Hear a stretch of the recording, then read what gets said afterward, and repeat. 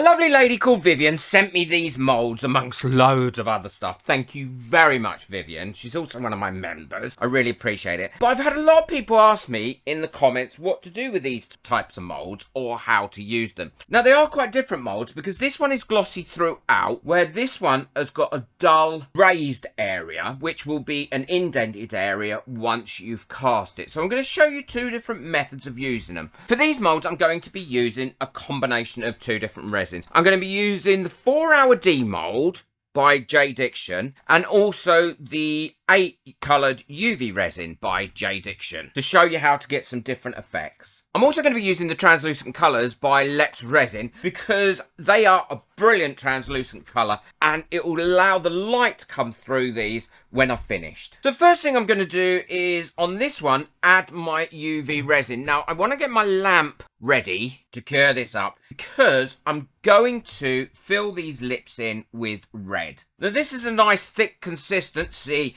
UV resin that's already coloured, so it will stay in here for long enough for me to be able to put these red lips in and then cure them up.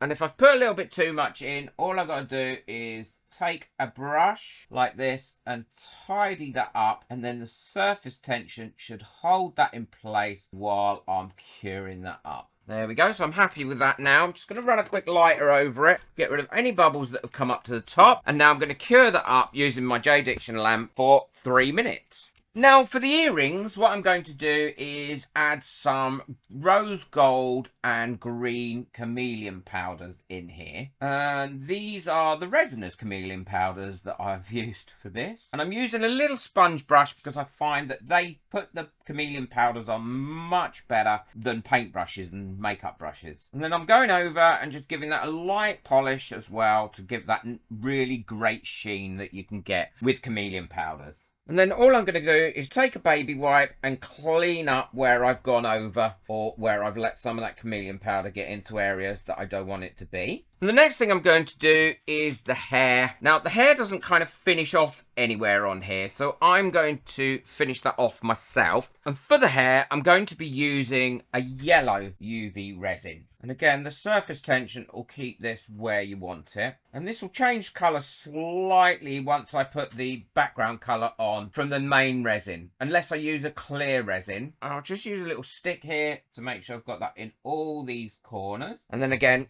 pop over that with a long neck lighter, not a torch, remember. You don't want to be burning this mould or damaging this mould. And then letting that cure up again. For the face and the skin, I'm going to be using a lavender. And again, bringing that up really close to this. Don't know why I chose lavender. I just like it. Again, pop over it with a long neck lighter. Get rid of any of those bubbles that have trapped there. Now we can cure that up. And now that's all cured, what I'm going to do is go around here with some black UV resin just to frame it. And then cure the whole thing up. And that's the great thing about the J Diction UV lamp. I can put that over and it's big enough to cure the whole thing in one go. And now they're all cured up to the touch. What I can do is mix up my mix up my resin, my 4-Hour Demould resin, and decide what colour I'm going to have for this background. Now for this one, I'm going to have clear, but for this one, I'm going to do a colour because I've got another technique to show you as soon as this is all cured and demoulded. We've got my resin all mixed up now, and what I'm going to do is add a tiny bit of this very, very fine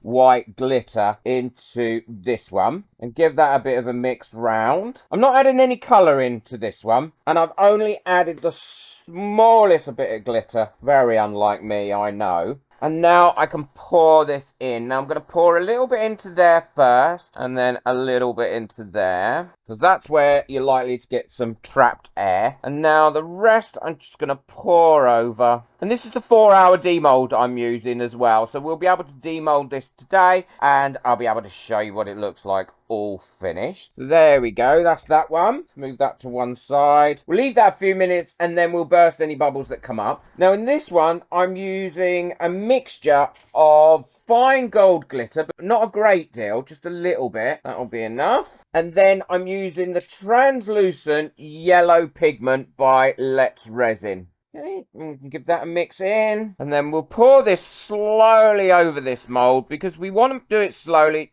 to avoid any trap bubbles in the little indents and grooves and things. So what I'm going to do before we let this cure up completely is I'm taking one of these little plastic prods that comes in my resin toolkit. Now, if you want to get hold of one of those, then it's linked in the description. These are brilliant. These aren't going to damage your molds, but what they will do is allow you to get all these little trap bubbles out of these types of grooves.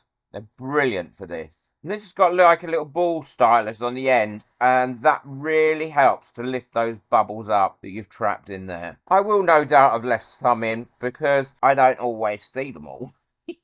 So now we've got most of those out, I can run over this with a long neck light and never a torch. Remember, you don't want to be burning your mould. And pop all those bubbles. There's one there I've missed. Now I can top this up and then we can leave that to cure for the next 4 hours, and I can show you what it looks like finished. Well, these are all lovely and cured now, so I can take it out of the mould. So that's that one undone, and I think that's come out really pretty. Now, this is a word of warning. Don't do what I did. See that there? That is where I moved it to one side to let it cure up. I was mixing some other resin and I slopped some in the top coat and it gave a different colour in there, because obviously that bit isn't in the neck. But I don't dislike it, I just think it shouldn't be there. But that is now lovely and translucent, and you could put that up against a window, use it as a decoration, as an ornament, or whatever you want to do with it, really. And this one here is the one with all the indents in. And like I said, this is going to come out different because those indents, if you look, are actually not shiny. So they don't give as clear a result. And this mould was obviously made with a 3D printer because you can see the lines in this non-shiny bit. But I actually quite like those.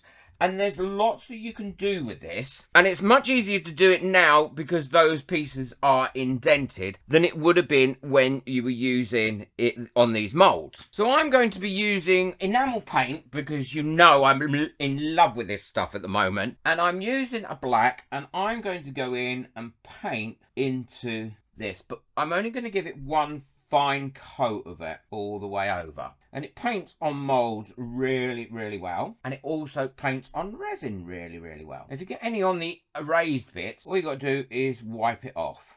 And if you want to know how well it paints on moulds, it's the best product for painting on moulds. Much better than acrylic paints and any other paints that you use, because it gives a really great coverage. Then I'll link that video at the end of this one. And it's well worth checking out if you haven't already seen it. Well, these are all finished now, and I'm really pleased with how they come out. I love the effect that that enamel paint gives in there, and it really covers that up so well. And from the back, it looks equally as good. Adding that little bit of sparkle in there was just enough. I wouldn't want to add any more than that in. And the same for this one. Shame I messed up that bit, but actually I don't mind it. It just looks like a necklace or possibly something like that. But these things happen, and you can't worry about when these things happen. Now, you can go over these little lines here using the black enamel paint as well, and that would give you an outline, and I'll show you what that looks like in a sec. So all you need to do is take a small brush, get a little bit on the tip like that, and then just work that into that indent, go it all the way around, and then that'll fill in that in the back and give you a real nice finish. And adding those black lines, and I also added a darker red for the lips, makes that much more stylized. It also makes it stand out a lot more as well. I really like that. Now you can add these